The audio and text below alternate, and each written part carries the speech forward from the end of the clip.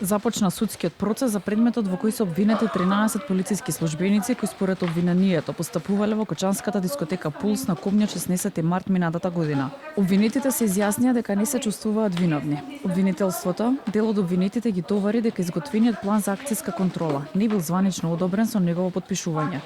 Тоа е сторено после критичниот настан.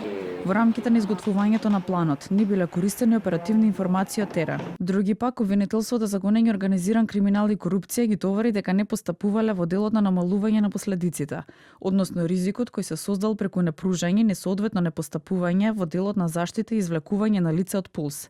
Според застапничката на обвинението, обвинителката Спасенка Андонова, од обвинителството за гонење на организиран криминал и корупција, секој во рамки на својата должност и дејност придонале да се реализираат сериозни последици, прикажани преку бројки и сериозни последици кај граѓаните. Ке се докажува точно улогата и позицијата на секој од обвинетите во временскиот период кога постапувале, кои се действијата кои што ги превземале, односно не ги презеле во тој временски период, токму при вршењето на акциската контрола на клубот Пулс. Според одбраната на еден од обвинетите полициски службеници, обвинението е нејасно и конфузно. Во оваа постапка ќе докажуваме дека конкретно полицискиот службеник Мазлом Рамаданов ги согласно планот за акциска контрола имал задача да легитимира малолетници, да контролира точење на алкохол на малолетни лица.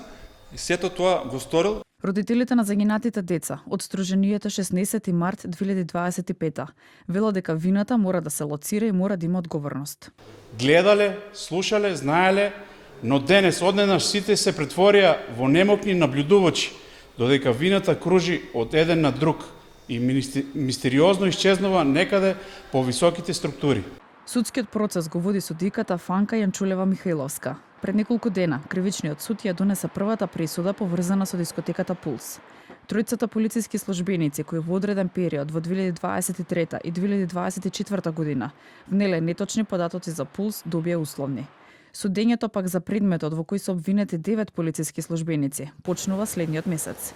Судењето за пожарот, кој настана на 16 март минатата година, го води судиката Дијана Груевски-Илиевска и продолжува во среда.